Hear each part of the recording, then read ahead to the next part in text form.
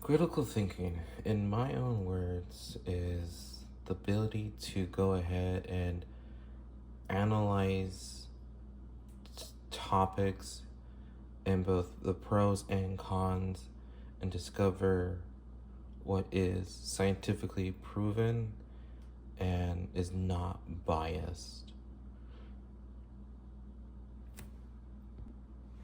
I believe critical thinking allows people to go ahead and have the ability to, kind of find itself, critically think, ability to go ahead and research, educate themselves, so that way they're not susceptible to media, opinions, bullying and stuff.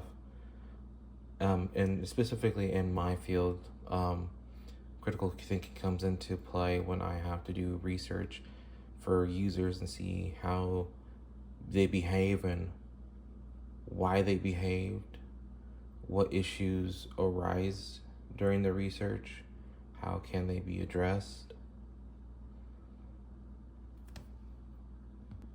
So 3 key concepts of critical thinking involve issues. Issues is the main bread and butter.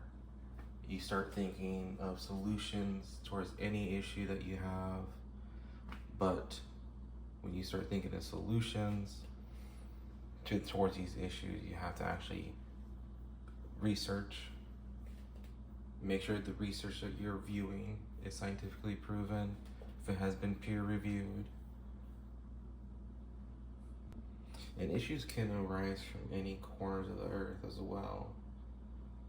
So it's not just prominent issues, it could be issues that we might not even know today. I mean, there's still issues for racism and everything out there. In my field of work, the issue would be, how can a blind user access our application and still get the full enjoyment out of it? Next up, we have fallacies. Fallacies is fallacy is like a mistaken belief. I mean, like in my field of work, a fallacy would be, us being biased and just assuming that a user can simply navigate to the end result without us really testing it out. You know, we don't have a sound argument, we just made the product and we didn't evaluate it, so that would end up being a fallacy.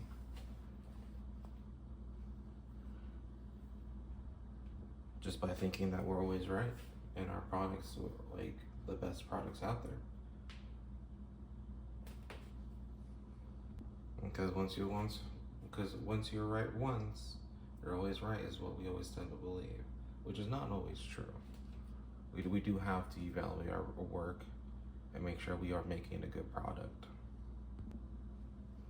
Speaking of work, evidence-based plays a big part into critical thinking, because without evidence you wouldn't be able to solidify your thought process or your personal belief as well.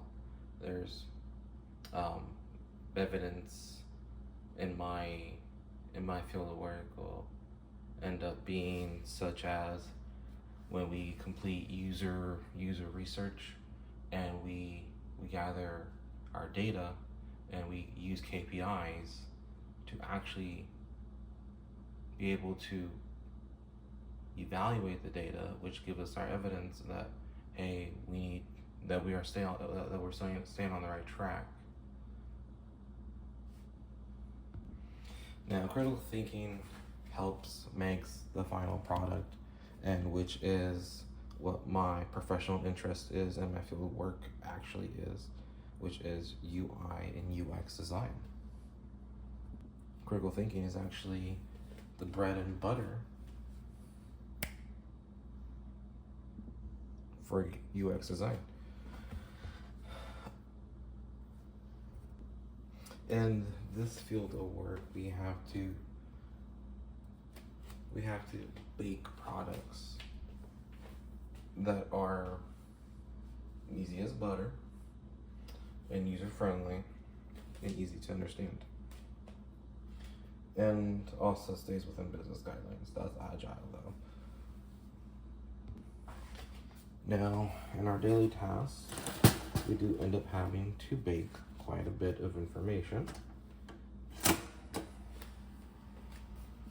And the whole baking is us understanding our users, us gathering research and building personas and developing user maps and journeys.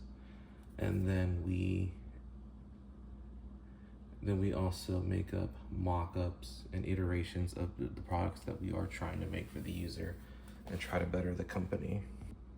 Now, I'd say probably one of the biggest challenges in this field of work is people not knowing how to use the tools provided correctly for them. For example, it's more like scooping butter with a fork. You're gonna get this weird texture always left over. It's gonna be harder to spread. If they actually just take the time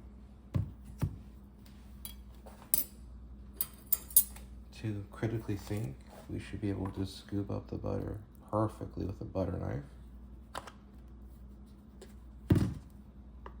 And we can add it to our toast, which is our product.